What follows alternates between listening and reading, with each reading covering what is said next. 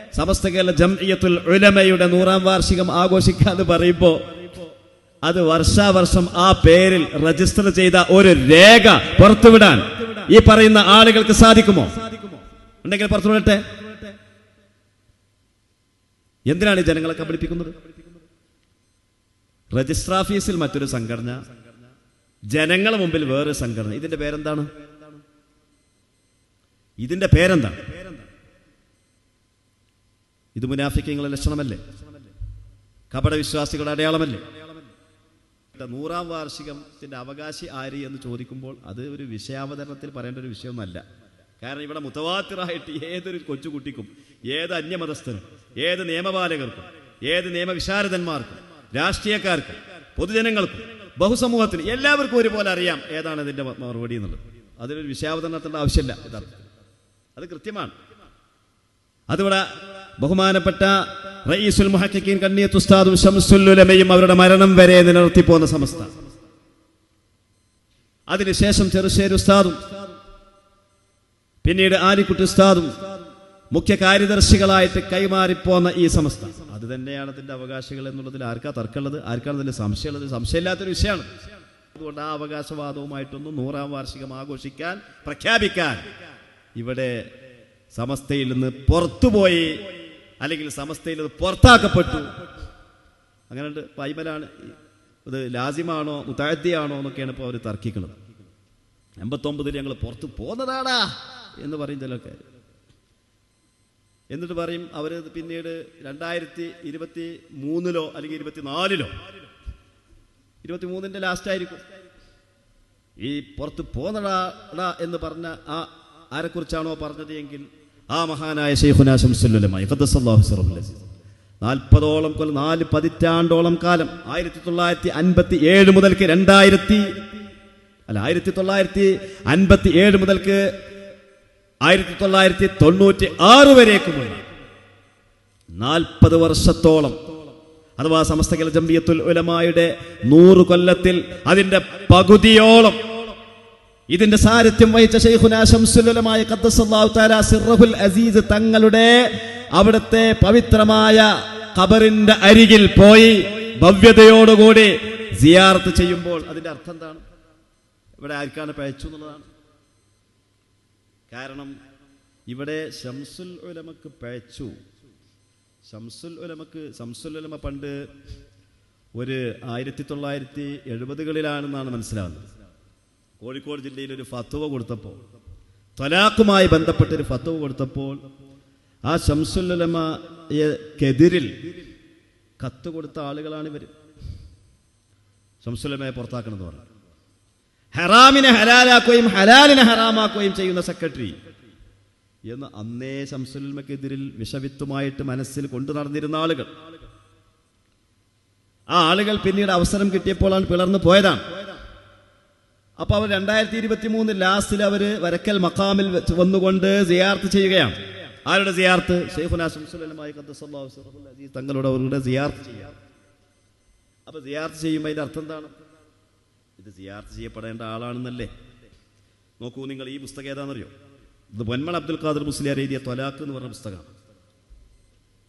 ഈ പുസ്തകം പണ്ട് വളപുരം ത്വലാഖ് വിവാദത്തിന്റെ പശ്ചാത്തലത്തിൽ ഇറക്കിയ പുസ്തകമാണ്. ഈ പുസ്തകത്തിൽ ബഹുമാനപ്പെട്ട ശംസുൽ ഉലമ ഖദ്ദസല്ലാഹു തആല സിറഹുൽ അസീസ് തങ്ങളെ സംബന്ധിച്ച് എന്താണ് എഴുതി വെച്ചിട്ടുള്ളത്? ബഹുമാനപ്പെട്ട ശംസുൽ ഉലമ ഖദ്ദസല്ലാഹു തആല സിറഹുൽ അസീസ് തങ്ങളെ സംബന്ധിച്ച് എഴുതി വെച്ചത് എൻ്റെ പ്രിയപ്പെട്ട സഹോദരങ്ങൾ ആദ്യം ഒന്ന് മനസ്സിലാക്കണം. നോക്കൂ നിങ്ങൾ, ശംസുൽ ഉലമയെ പറ്റി എഴുതാണ്. സമസ്തയുടെ ഇതിലെഴുതാണ്, വളപുരം സംഭവത്തിൽ മുസ്തഫ എന്ന വ്യക്തി തന്റെ ഭാര്യയുടെ ഉമ്മയോട് അന്റെ മകളുടെ 3 ത്വലാഖും ചൊല്ലി എന്ന വാചകം കൊണ്ട് ത്വലാഖ് സംഭവിച്ചിട്ടില്ലെന്നും അത് ലഗ്വ് അഥവാ നിഷ്ഫലം മാത്രമാണെന്നും വാദിക്കുന്ന ചെറുശ്ശേരി ഉസ്താദ് അവസാനമായി തെളിവാക്കുന്നത് മാരായം കുന്ന് നിവാസിയായ കരിമ്പരക്കൽ മമ്മി എന്നൊരാൾ തന്റെ ഭാര്യയെ ത്വലാഖ് ചൊല്ലിയത് സംബന്ധിച്ച് 6/7/91 ഇ കെ അബൂബക്കർ മുസ്ലിയാർ നൽകിയ ഒരു ഫത്വയാണ് തെളിവാക്കുന്നത് ചെറുശ്ശേരി ഉസ്താദ്. എന്നിട്ട് അതിൻ്റെ സംക്ഷിപ്തം ഇപ്രകാരമാണ് എന്ന് പറഞ്ഞിട്ട് അടുത്ത പാരഗ്രാഫിൽ അത് പറഞ്ഞതിന് ശേഷം പിന്നെ പറയാം. മുത്തഅല്ലിമീങ്ങൾ ശ്രദ്ധിക്കണം, ഈ കാര്യങ്ങളൊക്കെ നമ്മൾ മനസ്സിലാക്കണം. ശംസുൽ ഉലമയെ സംബന്ധിച്ച് എന്താണ് ഇവർ അന്ന് 89-ന്റെ പശ്ചാത്തലത്തിൽ ആക്ഷേപിച്ചത്? ഞാനൊക്കെ അന്ന് ചെറുതാണ്. അപ്പോൾ നമ്മളൊക്കെ അന്ന് ചെറിയ LP സ്കൂളിലോ അല്ലെങ്കിൽ UP സ്കൂളിൻ്റെ തുടക്കത്തിലൊക്കെ ആയിരിക്കും എന്നാണ് ഞാൻ മനസ്സിലാക്കുന്നത്.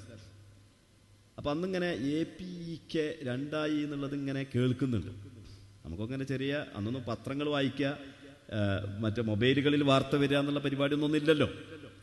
ഇങ്ങനെ അങ്ങാടിയിൽ പത്രം വായിച്ച് വീട്ടിലേക്ക് വരുന്ന ആളുകളിൽ നിന്ന് കിട്ടുന്ന വിവരം മാത്രമാണ് നമുക്ക് കിട്ടുക. അപ്പം നമ്മൾ ചെറിയ കുട്ടികളാണ്. അപ്പം എന്താണ് സംഭവം, എന്താണ് ഇവിടെ സംഭവിച്ചത് എന്നതിനെക്കുറിച്ച് ഞാനൊക്കെ ജിജ്ഞാസയോടുകൂടി മുതിർന്ന ആളുകളോട്, അത് SSFന്റെ ആൾക്കാർ, അവരോട് നമ്മൾ ചോദിച്ചു. അപ്പം അന്ന് അതിൽപ്പെട്ട ഒരാൾ എന്നോട് പറഞ്ഞ മറുപടി ഇപ്പോഴും എനിക്ക് ഓർമ്മയുണ്ട്. EK വഹാബിയായി എന്നാണ്. EK വഹാബിയായി.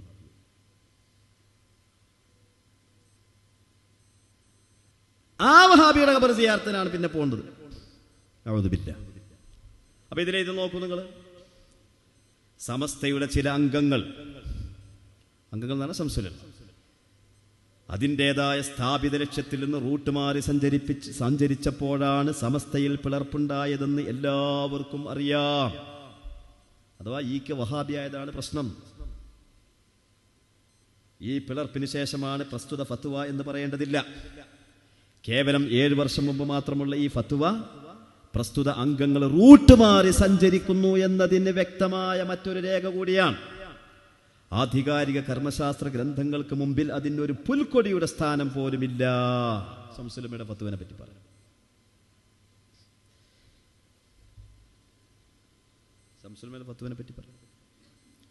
അപ്പോ ഇങ്ങനെ റൂട്ട് മാറി സമസ്തയുടെ സ്ഥാപിത ലക്ഷ്യം എന്ന് പറഞ്ഞാൽ സുന്നത്ത് ജമാഅത്താണ്. ആ സുന്നത്ത് ജമാഅത്തിൽ റൂട്ട് മാറി വഹാബിയായി എന്ന് തന്നെ പറഞ്ഞ ആൾക്കാർ അക്കൂട്ടത്ത് അന്നത്തെ കാലത്ത് പറഞ്ഞു നടക്കുന്നത് നമ്മൾ കേട്ടതാണ്. നമ്മളന്ന് ചെറിയ കുട്ടിയാണ്. അപ്പോൾ ബുലൂഗാവിന് മുമ്പ് കേട്ട കാര്യങ്ങൾ പിന്നെ ബുലൂഗ് ആയതിനു ശേഷം പറഞ്ഞാൽ അത് റിവായത്തിന് പറ്റൂലേ? അതൊക്കെ നമ്മൾ നുഹബിയിലൊക്കെ ഓതുന്ന വിഷയങ്ങളാണ്. അതിലേക്ക് ഇപ്പോൾ നമ്മൾ പോകില്ല. പ്രായപൂർത്തിയാവുന്നതിന് മുമ്പ് കേട്ട കാര്യങ്ങൾ പിന്നെ പ്രായപൂർത്തിയായതിനു ശേഷം റിപ്പോർട്ട് ചെയ്താൽ ആ റിപ്പോർട്ടിന്റെ വിധി എന്ത്? അത് മുത്തഅല്ലിമീങ്ങൾ പഠിക്കുന്ന വിഷയമാണ്. അതവിടെ ഇരിക്കട്ടെ. അപ്പൊ അങ്ങനെ റൂട്ട് മാറി സഞ്ചരിച്ച ആൾ, സുന്നത്ത് ജമാഅത്തിൽ നിന്ന് വഴിമാറിപ്പോയ ആൾ, അവരുടെ ഖബർ സിയാറത്തും നല്ലോ ശ്രദ്ധിക്കണം. അപ്പൊ നമ്മളെ ആൾക്കാർ ചോദിച്ചു, ഇപ്പോഴത്തെ കാലത്ത് ഏതൊരു കാര്യം സോഷ്യൽ മീഡിയ വിചാരണ ചെയ്യുമല്ലോ. അപ്പൊ നിങ്ങളല്ലേ പറഞ്ഞത് ഇറങ്ങി പോന്നടാടാ എന്ന് പറഞ്ഞിട്ട് റൂട്ട് മാറി സഞ്ചരിച്ച ആൾ എന്ന് ആക്ഷേപിച്ച ആ ആളുടെ ഖബറിങ്കൽ ഭവ്യതയോടുകൂടി പോയിട്ട് അവിടെ നിന്നിട്ട് സിയാറത്ത് ചെയ്യുമ്പോൾ അതിന്റെ അർത്ഥം എന്താണെന്ന് നമ്മൾ ചോദിച്ചിരുന്നു. പല ആളുകളും ചോദിച്ചു. നമ്മൾ ചോദിച്ചു എന്ന് പറഞ്ഞാൽ പല ആളുകളും ചോദിച്ചു. അപ്പൊ അതിന് മറുപടി ഒരാൾ, ആളെ പേരൊന്നും ഇപ്പം നമ്മൾ പറയണ്ടല്ലോ, അതിന് മറുപടി ആയിട്ട് പറഞ്ഞെന്താണ്? ഷാഫി ഇമാമ് അബു ഹനീഫ ഇമാമിന്റെ ഖബറിങ്ങ പോയിട്ട് സിയാറത്ത് ചെയ്തില്ലേ? ഇന്നീല അതബറകു ബി ഖബരി അബി ഹനീഫത്ത, ഞാൻ അബു ഹനീഫ ഇമാമിന്റെ, അബു ഹനീഫ ഇമാം എന്ന് പറഞ്ഞാൽ എന്നാ വഫാത്താണിത്? ഷാഫി ഇമാം ജനിക്കണത് ഹിജറ 150-ലാണല്ലേ? ഷാഫി ഇമാം ഹിജറ ജനിക്കണത് 100. ആ വർഷത്തിൽ തന്നെയാണ് അബു ഹനീഫ ഇമാം മരിച്ചും പോയിട്ടുണ്ട്. അപ്പൊ അബു ഹനീഫ ഇമാമിന് ഷാഫി ഇമാം കണ്ടിട്ടല്ല. പക്ഷേ ഷാഫി ഇമാം അബു ഹനീഫ ഇമാമിന്റെ ഖബറിങ്ങൾ പോയിട്ട് ബർക്കത്തെടുക്കും. എന്തെങ്കിലും പ്രശ്നങ്ങൾ 2 റക്അത്ത് സുന്നത്ത് നിസ്കരിച്ചിട്ട് അവിടെ പോയിട്ട് ബർക്കത്തെടുക്കും. എന്നിട്ട് അധികം താമസിയാതെ തന്നെ ഷാഫി ഇമാമിന്റെ ആവശ്യങ്ങൾ നിറവേറ്റപ്പെടും എന്ന് ഷാഫി ഇമാം പറയുന്നുണ്ട്. അപ്പോ അവിടെ കുനൂത്ത് ഓതണോതല്ലേ? ഷാഫി ഇമാമും അബു ഹനീഫ ഇമാമും തമ്മിൽ വീക്ഷണ വ്യത്യാസമുണ്ട്. സുബ്ഹിക്ക് കുനൂത്ത് സുന്നത്തുണ്ടോ? ഷാഫി ഇമാം പറയുന്ന സുന്നത്തുണ്ട്, അബു ഹനീഫ ഇമാം പറയുന്ന സുന്നത്തില്ല. അപ്പൊ വീക്ഷണ വ്യത്യാസം വന്നില്ലേ? വീക്ഷണ വ്യത്യാസം വന്നാലും സിയാർത്ത് എന്താ ചെയ്തൂടെ? ഷാഫി ഇമാം സിയാർത്ത് ചെയ്തില്ലേ എന്നാണ് ചോദ്യം. അത് നല്ല ചോദ്യം. അതെന്ത് ചോദ്യം? ഇറങ്ങി പോകുന്നതാണിത്. ഷാഫി ഇമാം അബു ഹനീഫ ഇമാമിനോട് പറയാടാ ഞാൻ ഇറങ്ങിപ്പോന്നതാണടാ എന്ന് പറഞ്ഞിട്ട് പിന്നെ അവിടെ സിയാർത്തിനല്ലോ. എന്ത് വർത്താനാണ്? അല്ലേ പുറത്താക്കിയത്? കുനൂത്തിൽ അഭിപ്രായ വ്യത്യാസം പോലെയാണോ അപ്പത്? അതേ സമയത്ത് ബഹുമാനപ്പെട്ട ഹസനുൽ ബസരി റളിയല്ലാഹു തആല അൻഹു ബഹുമാനപ്പെട്ടവരുടെ സദസ്സിൽ നിന്ന് മുഅ്തസിലികളെ പുറത്താക്കി. അകന്നുപോയി, വിട്ടുപോയി. ഇറങ്ങിപ്പോയി. ആ ഇറങ്ങിപ്പോയ ആള് പിന്നെ ഒന്ന് സിയാർത്ത് ചെയ്യുമ്പോൾ അതിന്റെ അർത്ഥം എന്താണ്? വാസിൽ ബിൻ അത്താവ് പിന്നെ വന്നിട്ട് സിയാർത്ത് ചെയ്യുകയാണെങ്കിൽ അതിന്റെ അർത്ഥം എന്താണ്? അത് വേറെയാണ് അർത്ഥം. അപ്പൊ കർമ്മശാസ്ത്രപരമായ ഭിന്നിപ്പും എന്നിട്ട് പിന്നെ അവർ തമ്മിലുള്ള ബഹുമാനവും ഈ പറഞ്ഞതും തമ്മിൽ ഒരുപോലെയാണോ? ഇവിടെ നിങ്ങൾ സുന്നത്ത് ജമാഅത്തിൽ നിന്ന്, സമസ്തയുടെ രൂപീകരണ ലക്ഷ്യത്തിൽ നിന്ന് വഴിമാറി സഞ്ചരിച്ചു എന്ന ആരോപണം ഉന്നയിച്ചുകൊണ്ടാണ് പുറത്തുപോയത്. ആരോപിക്കപ്പെട്ട മഹാനായ ശൈഖുനാ ശംസുൽ ഉലമായി ഖദ്ദസല്ലാഹു സിർറഹുൽ അസീസ് ബഹുമാനപ്പെട്ടവരുടെ ഖബർ അവിടുത്തെ മഖാമിൽ വന്നിട്ടാണ് സിയാറത്ത് ചെയ്യുന്നത്. അതെങ്ങനെ? ഷാഫി ഇമാമിന്റെ ഖുനൂത്തിന്റെ മസലയും അബൂ ഹനീഫ ഇമാമിന്റെ ഖബറിങ്ങ പോയിട്ട് സിയാറത്തും അതുമായിട്ട് എന്ത് ബന്ധമുള്ളത്? അപ്പൊ ഇവിടെ 100ാം ഞാൻ വിഷയത്തിലേക്ക് ചുരുക്കുകയാണ്. സമസ്ത കേരള ജംഇയ്യത്തുൽ ഉലമ 2006 അതിന്റെ 100ാം വാർഷികം പ്രഖ്യാപിച്ചു. എന്നാ പ്രഖ്യാപിച്ചത്? 2016 പ്രഖ്യാപിക്കുന്നത്, 90ാം വാർഷിക ഘട്ടത്തിൽ. ആരാണ് പ്രഖ്യാപിക്കുന്നത്? മഹാനായ സയ്യിദ് ഹൈദർ അലി ശിഹാബ് തങ്ങൾ. എവിടെ വെച്ചിട്ടാണ് പ്രഖ്യാപിക്കുന്നത്? ആലപ്പുഴയിൽ വെച്ചിട്ടാണ് പ്രഖ്യാപിക്കുന്നത്. ആര് മുമ്പിലാണ് പ്രഖ്യാപിക്കുന്നത്? കേരളം കണ്ട ചരിത്രത്തിലെ ഏറ്റവും വലിയ മഹാസമ്മേളനത്തിൽ വെച്ചുകൊണ്ട് ലക്ഷോപലക്ഷങ്ങളെ സാക്ഷി നിർത്തിക്കൊണ്ട് ലക്ഷോപലക്ഷങ്ങളുടെ തക്ബീറിന്റെ അഭിവാദ്യങ്ങളോടുകൂടി പ്രഖ്യാപിച്ചതാണ് 100ാം വാർഷികം. അല്ലാതെ ആരെങ്കിലും ഒരാൾ പ്രഖ്യാപിക്കുമ്പോൾ അതിന് ബദലായി പ്രഖ്യാപിക്കുന്നതല്ല. അത് ഇതിന്റെ സ്വഭാവമാണ്. സമസ്ത കേരള ജംഇയ്യത്തുൽ ഉലമ ഫറോക്കിൽ വെച്ച് സമ്മേളനം നടത്തുമ്പോൾ, അതിന്റെ 6ാം സമ്മേളനം നടത്തുമ്പോൾ ആ സമ്മേളനം നിർത്തിവെക്കണമെന്ന് പറഞ്ഞിട്ടുള്ളൊരു ഓർഡർ വരികയാണ്. അതിന് കാരണം കേരള ജംഇയ്യത്തുൽ ഉലമ എന്ന പേരിൽ ഇവിടെ ഞങ്ങൾ നിയമാനുസൃതം പ്രവർത്തിക്കുന്നു എന്ന് വഹാബികൾ അവിടെ കേസ് കൊടുത്തു. ഈ സമ്മേളനം നിർത്തിവെക്കാൻ വേണ്ടി, അല്ലെങ്കിൽ ഈ സമ്മേളനത്തിന്റെ തകർച്ചയ്ക്ക് വേണ്ടി. അപ്പോഴാണ് വിശദീകരണം കൊടുത്തത്, ഇതിന് കേരള ജംഇയ്യത്തുൽ ഉലമയല്ല, ഇത് സമസ്ത കേരള ജംഇയ്യത്തുൽ ഉലമയാണ്, അതുകൊണ്ട് അത് വേറെയാണ് ഇത് വേറെയാണ് എന്ന് പറഞ്ഞുകൊണ്ട് വിശദീകരണം കൊടുത്തത്. അതോടുകൂടി വഹാബികളുടെ ആ കുതന്ത്രം പൊളിഞ്ഞു. അപ്പൊ ഒരു പ്രസ്ഥാനത്തിന്റെ അതിന്റെ രൂപീകരണം വളരെ പ്രധാനം. ബഹുമാനപ്പെട്ട അബ്ദുൽ ബാരി മുസ്ലിയാർ സമസ്ത കേരള ജംഇയ്യത്തുൽ ഉലമയുടെ രൂപീകരണം ഇവിടെ അത് ആ രൂപീകരണത്തിന്റെ പശ്ചാത്തലം അതെങ്ങനെ വന്നതാണ്? മശായിഖന്മാരിൽ നിന്ന്, ഉസ്താദുമാരിൽ നിന്ന്, ഗുരുനാഥന്മാരിൽ നിന്ന്, സാദാത്യങ്ങളിൽ നിന്നുള്ള ഇതിന് വേണം. ആ ഇതിനാൽ രൂപീകരിക്കപ്പെട്ടതാണ് സമസ്ത കേരള ജംഇയ്യത്തുൽ ഉലമ. മറ്റേതോ 100ാം വാർഷികം പ്രഖ്യാപിക്കുന്നു എന്ന് പറഞ്ഞ ആളുകൾ പ്രഖ്യാപിച്ചു. 100ാം വാർഷിക പ്രഖ്യാപനം കാസർഗോഡ് വെച്ച് നടത്തിയ ആളുകൾ അവർ രൂപീകരിച്ച സംഘടനയുടെ ഇതിന് എവിടുന്ന് ലഭിച്ചതാണ്? അതിന് സമ്മതമുണ്ടോ?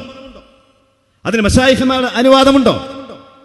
അന്ന് കേരളം ദുആഇന് ഇജാബത്ത് കിട്ടുന്ന മഹാൻ എന്ന് ഒരു കറാഹത്ത് പോലും ചെയ്തിട്ടില്ല എന്ന് മുസ്ലിങ്ങൾ മാത്രമല്ല അമുസ്ലിങ്ങളാൽ പോലും അംഗീകരിക്കപ്പെട്ട റഈസുൽ മുഹഖിഖീൻ കണ്ണിയത്ത് ഉസ്താദും ലോകത്തിന്റെ പണ്ഡിതൻ എന്ന് അറബ് ലോകം പോലും വിശേഷിപ്പിച്ച മഹാനായ ശംസുൽ ഉലമായ ഖദ്ദസല്ലാഹു സിർറഹുൽ അസീസ് അവരുള്ള കാലത്ത്, ഇപ്പൊ അവർ പറയുന്നത് അവരുള്ള കാലത്ത് അവരെ ധിക്കരിച്ചുകൊണ്ട്, അപ്പൊ ധിക്കാരത്തിന്റെ അടിസ്ഥാനത്തിൽ വരുന്നൊരു സംഘടന. ഒന്ന് മശായിഖന്മാരുടെ ഇതിന് വേണമെന്ന് പറഞ്ഞുകൊണ്ട് വഹാബികളുമായിട്ട് കലഹിച്ചിറങ്ങി അവരെ പ്രതിരോധിക്കാൻ വേണ്ടി രൂപീകരിച്ച സംഘടന. അപ്പൊ അത് ശരിയായ പശ്ചാത്തലം അതിനുണ്ട്. ലമസ്ജിദുൻ ഉസ്സിസ അല തഖ്വാ മിൻ അവ്വലി യൗമിൻ. എന്താ അവ്വലി യൗം എന്ന് പറഞ്ഞാൽ? അതിന്റെ പ്രഥമ രൂപീകരണ വേളയിൽ തന്നെ അവ്വലി യൗം പ്രധാനമായിരിക്കണം. ബഹുമാനപ്പെട്ട സൽമാനുൽ ഫാരിസി റളിയല്ലാഹു തആല അൻഹുവിന്റെ ചരിത്രം നിങ്ങൾ കേട്ടിട്ടില്ലേ? സൽമാനുൽ ഫാരിസി റളിയല്ലാഹു തആല അൻഹുവിന്റെ ചരിത്രത്തിൽ പറയുന്നുണ്ട്, സൽമാനുൽ ഫാരിസി വിദേശത്ത് പോയിട്ട് പിന്നെ മടങ്ങി വരിക. അങ്ങനെ ഉമർ ഇബ്നുൽ ഖത്താബ് റളിയല്ലാഹു തആല അൻഹുവിനെ കണ്ടുമുട്ടി. അർളാക ലില്ലാഹി അബ്ദാ,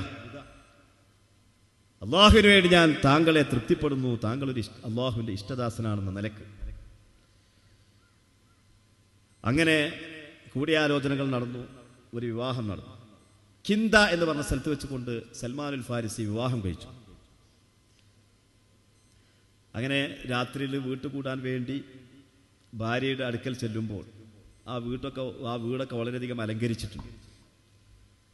അപ്പോൾ ആ സമയത്ത് പറഞ്ഞു, ഇതെന്താ കഅബാലയമാണോ ഇങ്ങനെ അലങ്കരിക്കുക? കഅബാലയം അവിടുന്ന് മക്കത്ത് നിന്ന് ഇങ്ങോട്ട് വന്നതാണോ എന്നൊക്കെ സൽമാനുൽ ഫാരിസി ചോദിക്കുന്നുണ്ട്.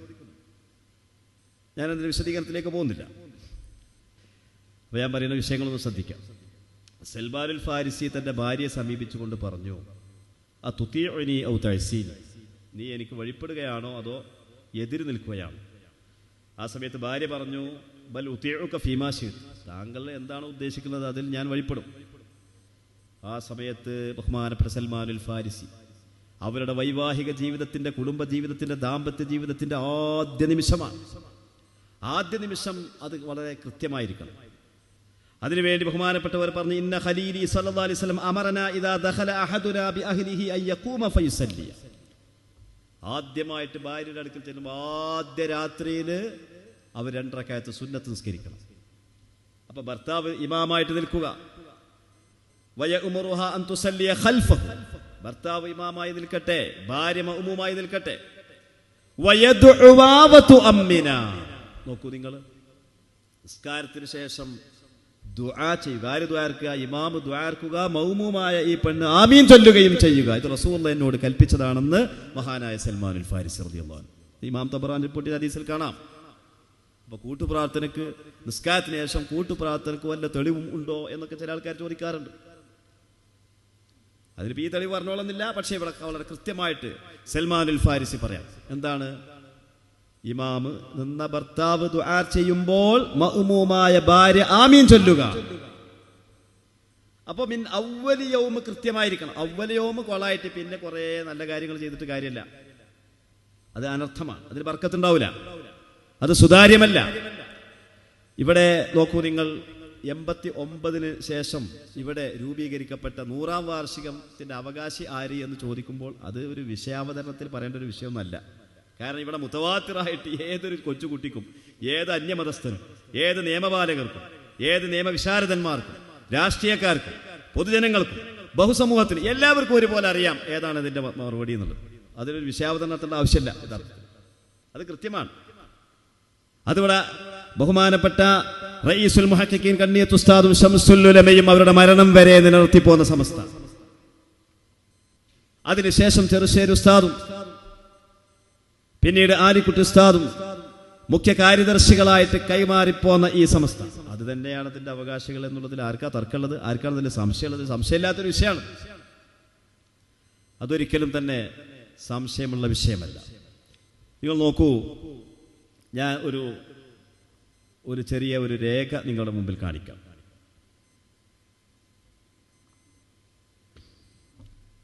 ഒരു ഐഡന്റിറ്റി കാർഡ്. കേരള മുസ്ലിം ജമാഅത്ത്, ഇത് ഫേസ്ബുക്കിലോ മറ്റോ കണ്ടതാണ്. കേരള മുസ്ലിം ജമാഅത്ത് എന്നതിൻ്റെ, കേരള മുസ്ലിം ജമാഅത്ത് എന്ന് പറഞ്ഞാൽ ഈ 100ാം വാർഷികം പ്രഖ്യാപിച്ച ആൾക്കാരുണ്ടല്ലോ, അവരുടെ ബഹുജന സംഘടനയാണെന്ന് പറയുന്ന സംഘടനയാണ് കേരള മുസ്ലിം ജമാഅത്ത്. ഈ കേരള മുസ്ലിം ജമാഅത്തിൻ്റെ മെമ്പർഷിപ്പിൽ, ഈ മെമ്പർഷിപ്പിൻ്റെ ഉടമ താഴെ നിർദ്ദേശങ്ങൾ പാലിക്കാൻ ബാധ്യസ്ഥനാണ്. സമസ്ത കേരള സുന്നി ജംഇയ്യത്തുൽ ഉലമയുടെ ആശയാദർശങ്ങൾ പിന്തുടരുക.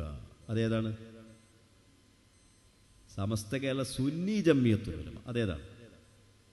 അതിൻ്റെ ആശയാദർശങ്ങൾ പിന്തുടരുക. വരക്കൽ മുല്ലക്കോയ തങ്ങൾ സ്ഥാപിച്ച സംഘടനയുടെ പേരെന്താണ്? സമസ്ത കേരള സുന്നി ജംഇയ്യത്തുൽ ഉലമ എന്നാണോ? വരക്കൽ മുല്ലക്കോയ തങ്ങളും പാങ്ങൽ അഹമ്മദ് കുട്ടി മുസ്ലിയാരും അതുപോലെ തന്നെ അബ്ദുൽ ബാരി ഉസ്താദും ഇങ്ങനെയുള്ള അഹമ്മദ് കോയ ശാലിയാത്തിയും റഈസുൽ മുഹഖഖീൻ കണ്ണിയത്ത് ഉസ്താദും മഹാനായ ഖുത്ബി മുഹമ്മദ് മുസ്ലിയാർ നവ്വറല്ലാഹു മറാഖിദഹും അവരുടെ ആശീർവാദത്തോടെയും അവരുടെ നേതൃത്വത്തോടെയും സ്ഥാപിതമായ ഈ മഹാസംഘടനയുടെ പേര് സമസ്ത കേരള സുന്നി ജംഇയ്യത്തുൽ ഉലമ എന്നാണോ? അല്ല, സമസ്ത കേരള ജംഇയ്യത്തുൽ ഉലമ എന്നാണ്. ആ സംഘടന ഇപ്പോൾ ആരാണ് നടത്തുന്നത്? അതിന്റെ രജിസ്ട്രേഷൻ ആരാണ് നിർവഹിക്കുന്നത്? വർഷാവർഷം ഇത് രജിസ്റ്റർ ചെയ്യണമല്ലോ. സമസ്ത കേരള ജംഇയ്യത്തുൽ ഉലമയുടെ 100ാം വാർഷികം ആഘോഷിക്കാന്ന് പറയുമ്പോൾ അത് വർഷാവർഷം ആ പേരിൽ രജിസ്റ്റർ ചെയ്ത ഒരു രേഖ പുറത്തുവിടാൻ ഈ പറയുന്ന ആളുകൾക്ക് സാധിക്കുമോ? ഉണ്ടെങ്കിൽ പുറത്തുവിടട്ടെ. എന്തിനാണ് ഈ ജനങ്ങളെ കബളിപ്പിക്കുന്നത്?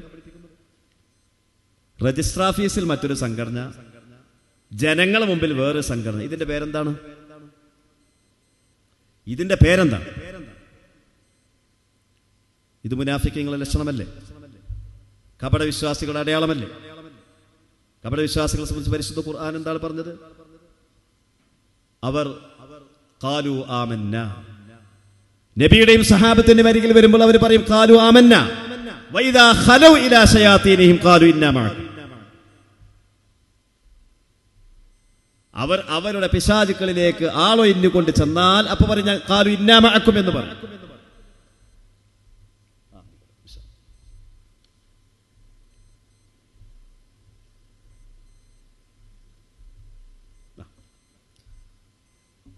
നോക്കൂ നിങ്ങൾ.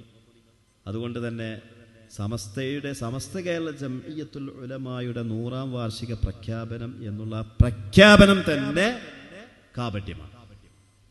അപ്പൊ പിന്നെ നമ്മൾ സോഷ്യൽ മീഡിയയിലൊക്കെ കണ്ടു, ഒരു സയ്യിദിനെയും കുറ്റം പറഞ്ഞില്ല, ഒരാളെയും ആക്ഷേപിച്ചില്ല, ഒരാളെയും വിമർശിച്ചില്ല. കണ്ടില്ലേ അവിടെ പ്രസംഗിച്ചത്? കണ്ടില്ലേ, കേട്ടില്ലേ? ആ പ്രഖ്യാപനം തന്നെ നിഫാഖാണ്. പിന്നെ അവിടെ എന്ത് പ്രസംഗിക്കണത്? അതുകൊണ്ട് അത് തെറ്റായ ആ അവകാശവാദം അതൊന്നും വിശദീകരിക്കാതെ തന്നെ മാലോകർക്കറിയും.